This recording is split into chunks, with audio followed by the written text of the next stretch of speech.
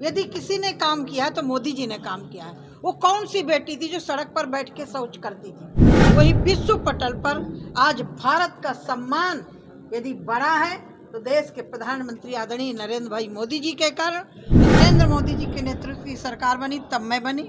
आज राजभूषण जी हैं। निषाद समाज की कांग्रेस ने जितनी उपेक्षाएं की हैं, मंगल पांडे जी कह रहे थे पार्टी है, मैं उसको पार्टी नहीं मानती। एक प्रॉपर्टी की तरह जो काम कर रहे हैं, एक पूरे देश का निषाद खड़ा हुआ है। चाहे वो साइनी लिखता हो, मल्लाह लिखता हो, मछुआरा लिखता हो, या कहार लिखता हो, कश्यप लिखता हो, गंगापुत्र लिखता हो। मैं तो माननीय प्रधानमंत्री जी कहते विरासत भी और विकास भी इंडिया की गवर्नमेंट बनेगी, ये मेरा वादा भी है और विश्वास भी। लालू यादव अब बुजुर्ग हो गए हैं, मैं उनके विषय पर कुछ नहीं बोलना चाहती। देखिए, अभी मैंने बयान सुना नहीं, इसलिए उस पर जवाब देना उचित नहीं मानती हूँ, क्योंकि इस विषय पर हमारे विदेश मंत्री और माननीय प्रधानमंत्री जी उसके मॉनिटरिंग कर रहे हैं। उस विषय पर मैं अभी कुछ जवाब नहीं। आपको लगता है कि निषाद समाज को भड़काने की कोशिश जो है वो? देखिए, मैं तो क्योंकि उस समाज से पैदा हुई हूँ, आज़ादी के बाद से बिहार के ही जयनारायण जी मंत्री बने।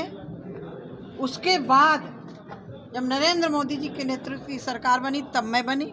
आज राजभूषण जी हैं। निषाद समाज की कांग्रेस ने जितनी उपेक्षाएं की हैं, उतना सम्मान देश के यशस्वी प्रधानमंत्री जी ने दिया है।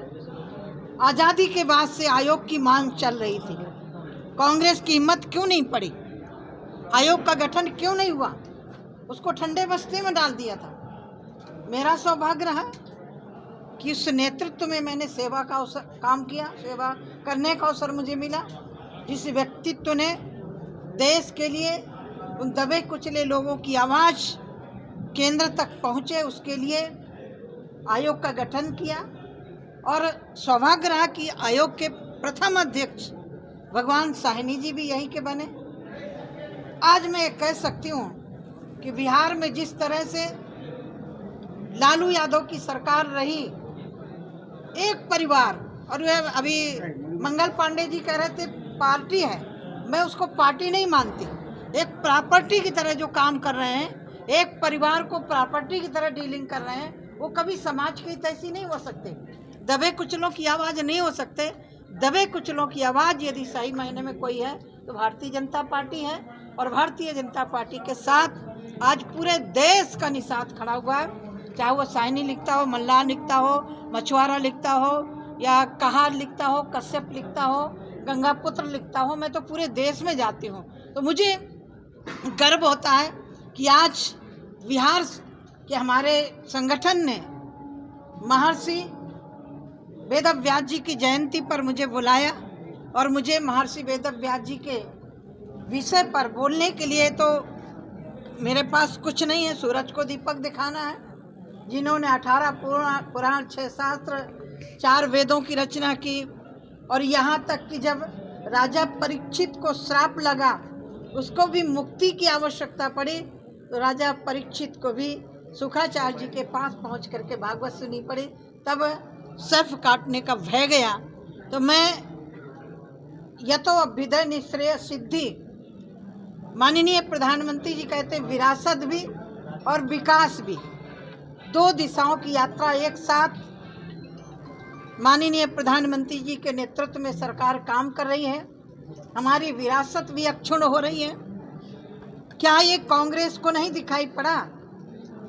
श्रृंगबेरपुर वीरान पड़ा हुआ था, यदि उसका उद्धार किसी ने किया है तो देश के यशस्वी प्रधानमंत्री जी और उत्तर प्रदेश के मुख्यमंत्री आदरणीय योगी नाथ जी ने समाज को एक गौरवपूर्ण इतिहास, गौरवपूर्ण स्थान देने का काम किया है। मैं आभार व्यक्त करती हूँ कि मुझे 10 साल देश के यशस्वी प्रधानमंत्री जी के साथ सेवा करने का अवसर मिला, और मैंने नज़दीक से देखा है गरीबों के लिए यदि किसी ने काम किया है तो मोदी जी ने काम किया है। वो कौन सी बेटी थी जो सड़क पर बैठ के शौच करती थी? वो कौन से परिवार की बेटी थी जो चूल्हे में लकड़ी से रोटी बनाती थी? वो कौन थी? लालू यादव की परिवार की बेटी नहीं थी, वो गरीब परिवार की बेटियां थी जो सड़क पर शौच के लिए सूर्यास्त की प्रतीक्षा करती थी। 12 करोड़ शौचालय दे करके, 10 करोड़ गैस सिलेंडर दे करके, वो कौन से परिवार के बच्चे थे, कौन से परिवार की बेटियां थी, कौन से परिवार की बहू थी कि एक झोपड़ी में रहने के लिए मजबूर होते थे। उन गरीबों को, 4 करोड़ लोगों को आवास देने का काम किया तो देश के यशस्वी प्रधानमंत्री नरेंद्र भाई मोदी जी ने काम किया। तो जहां गरीबों के लिए देश के प्रधानमंत्री जी ने काम किया है, मछुआरा समाज के लिए काम किया है, वही विश्व पटल पर आज भारत का सम्मान यदि बढ़ा है तो देश के प्रधानमंत्री आदरणीय नरेंद्र भाई मोदी जी के कारण और देश की 140 करोड़ जनता के कारण कि मोदी जी पर विश्वास किया, भारतीय जनता पार्टी पर विश्वास किया, तो आज देश का गौरव बढ़ रहा है, देश का सम्मान बढ़ रहा है। मैं बिहार में आई हूँ, बिहार में पुनः एनडीए की गवर्नमेंट बनेगी, ये मेरा वादा भी है और विश्वास भी। लालू यादव कह रहे हैं कि उनकी सरकार बनेगी। लालू यादव अब बुजुर्ग हो गए हैं, मैं उनके विषय पर कुछ नहीं बोलना चाहती हूँ, लेकिन आज बेल पर किसके कारण है? उन्हीं गरीबों का हक छीनने के कारण है ना, उन्हीं गरीबों का अधिकार छीनने के कारण है ना। क्या पिछड़ों में और कोई पिछड़ा नहीं था? और पिछड़ों में भी पिछड़ा ही देखना था, तो यादव भी तो पिछड़ा है। एक परिवार के लोग ही पूरे राजनीति में भागीदारी निभाएंगे क्या? तो मैं इतने ही कहना चाहती हूँ, लालू यादव जी, मेरा सुझाव है कि अब हाथ में ले लीजिए माला और घर में बैठ के जप करिए।